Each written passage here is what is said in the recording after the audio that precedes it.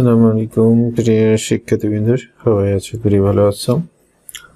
আজকে আমরা এইচএসসি ভূগোল প্রথম পত্রে পঞ্চম অধ্যায়ের আবহাওয়া এবং জলবায়ু যে আলোচনা আছে সেখানে বায়ু প্রবাহ একটা আলোচনা আছে। বায়ু প্রবাহ, এই বায়ু প্রবাহের কয়েকটা প্রকার আছে।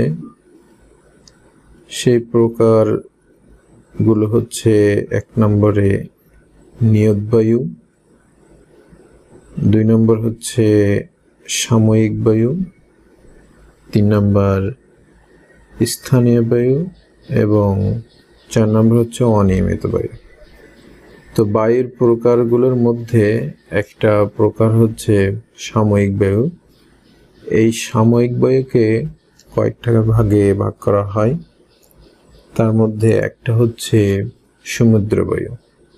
আমরা এই সমুদ্র বায়ু নিয়ে এখন একটু দেখতেছি যে সমুদ্র বায়ুটা কি।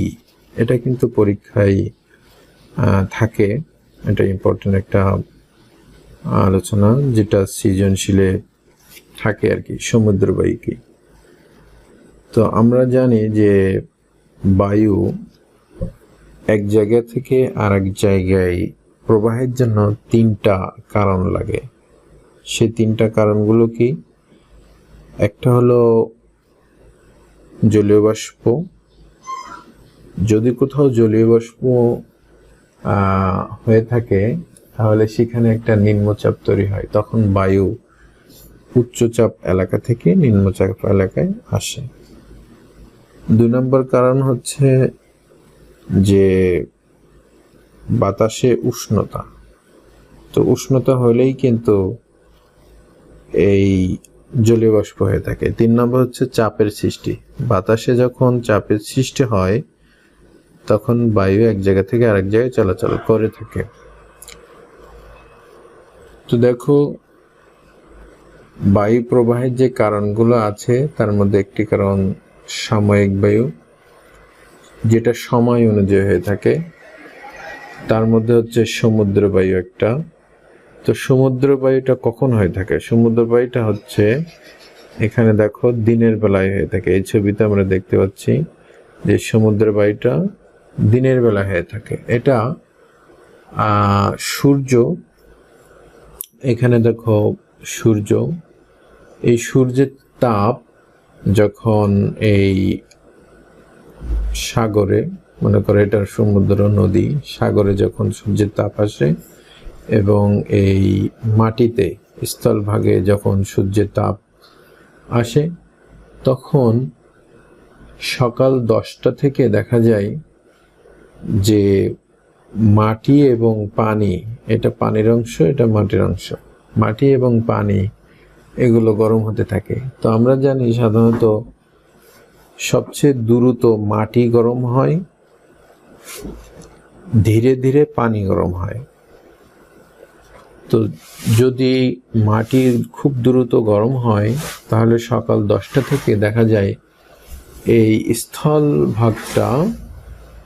এই স্থলভাগের অংশটা বেশি গরম হয়ে যায়। তখন এই উপকূল অংশে বা মাটি এলাকা অংশে স্থলভাগে গরম বেশি থাকে।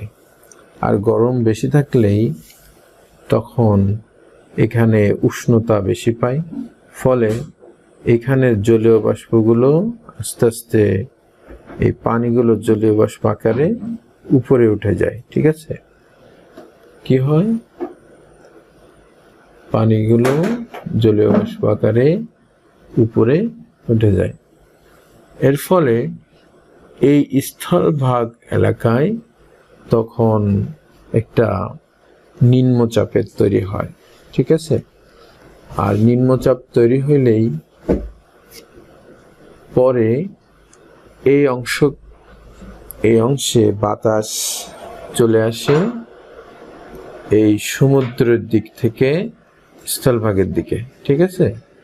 সমুদ্রের দিক থেকে তখন স্থলভাগের দিকে বাতাস চলে আসে, কারণ কি, সমুদ্রে এখনো পানি ওইভাবে গরম হতে পারেনি, বা এখানে একটা উচ্চচাপ আছে, বাতাস এখনো ঠান্ডা আছে। এই জন্য এই বাতাস আস্তে আস্তে স্থলভাগের দিকে প্রবাহিত হয়। তো এটা সকাল 10টা থেকে সাধারণত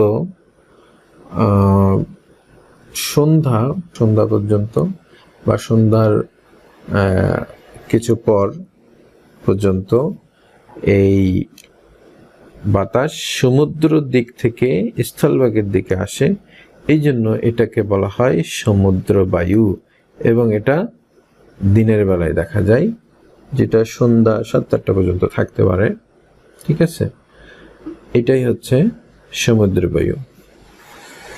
আশা করি তোমরা সমুদ্র বায়ু সম্পর্কে ভালো একটা ধারণা পেয়েছ। সবাইকে ধন্যবাদ। আসসালামু আলাইকুম।